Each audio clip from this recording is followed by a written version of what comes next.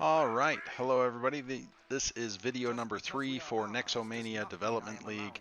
My name is Valcomer. I am doing some tank-focused videos, and today we are showcasing Braxis Holdout. So the 3 maps for Nexomania Development League this season are Braxis Holdout, Alterac Pass, and Infernal Shrines. Frankly, Braxis Holdout is my least favorite, which is probably why I made the video last, but so Braxis, what you'll often see is you're going to have one person top the off lane and 4 people bottom. This is your common convention. You certainly don't have to do that. Heroes that can rotate, whether that's Genji, Medivh, Brightwing, Falstad, are very popular on this map at times because now you can have one person rotate up top. I was lonely in the first video, so this one I created some bots as well. But again, like we talked about before, my job as the tank is often going to be to hang out in that bush and just wait for the chance to either engage or to protect my team. If you can get a hold of the forward bush, whichever one that might be for your side, that can prevent the enemy tank from getting an engage going. Apparently there's things happening up north. And I like to rotate between the bushes and see kind of what openings I might be able to find. One thing that's crazy about Braxis is how short the lanes are. The fact that they can both fit on my screen while I'm playing is unlike basically every other map. Everything else is a little bit wider to deal with, and so it clumps us so much. Now, I will say I think Braxis is a very early game map. Oh, I don't really want to go in against that Alterac. Not saying you can't have late game heroes like Zul'jin or Cho'Gall or Nazeebo, but you've got to have a strategy to deal with the early game, otherwise you will get snowballed. Oh, yikes. Bots on stuff like Alterac can be scary. We're getting run out of dodge here. So tanks that have pretty quick engages can be a lot of fun here because of where the bushes are at. Anubarak, Garrosh do really well. I think Diablo can have quite a bit of fun up here because of... Oh, I'm going to die. Oh, I should have died. Because of just how compact the area is, I feel like Diablo can get away with quite a bit. Mei, even though she's not always seen as the easiest or strongest tank, can do relatively well because of, again, how large her blizzard is versus how small the area is. We get a kill. We don't get a kill. My AI hates me. They just do. So, as a tank, if you are rotating, you want to be able to watch different bushes as you go. It's typically not going to be super worthwhile for your team to rotate aggressively in the early game. It's going to instead be, let's know where they are if we're going to rotate aggro.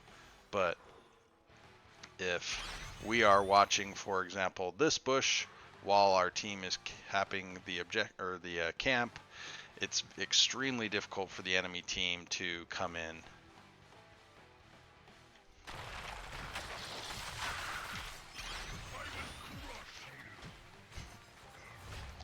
I really should have left the bots off. I probably talked better in the first video. But mind the bushes. Again, I know that's a recurring theme throughout the videos. I get it. Look for ways that you can find those micro advantages. Inches add up until all of a sudden you're ahead by a mile. And so don't feel bad if you're not getting a ton right away, because again, the inches add up.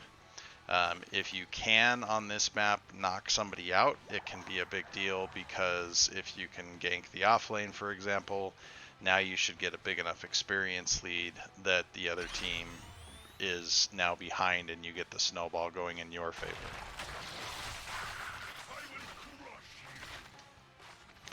Alright, so we're going to have the objective. Some common problems that happen with the objective. One, don't eat the banelings as a tank. And there's a ton of percentage damage, so don't just stand in the wave. I realize you think, oh, I'm going to save damage from my towers or from my team. A lot of time that's not going to happen. You are instead just trying to keep the enemy team off while your team does damage. You know, this is going to be a recurring theme as a tank, but we want to be able to enable our damage dealers and not let them die like I just did, so that they can do their job in clearing the objective and winning us fights.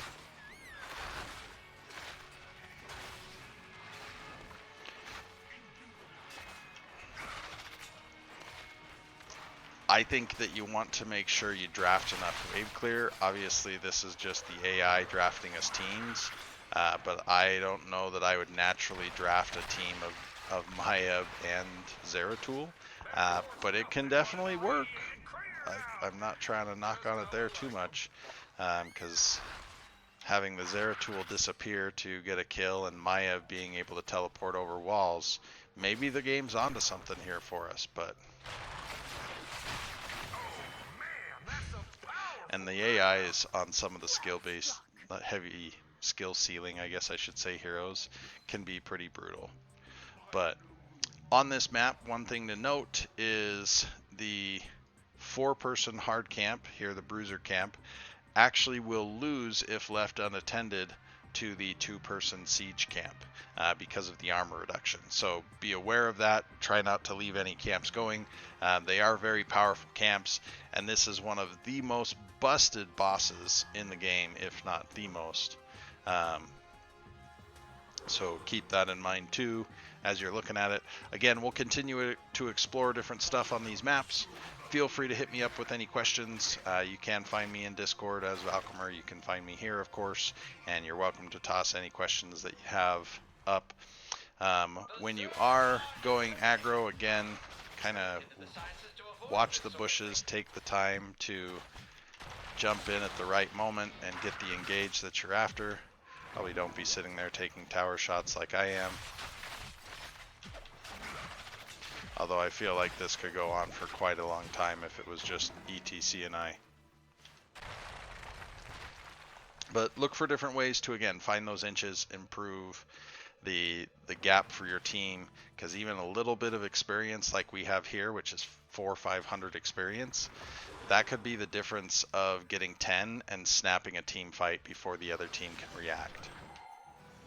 So let me know what questions you have, my friends, and thanks for being here for Nexomania Development League.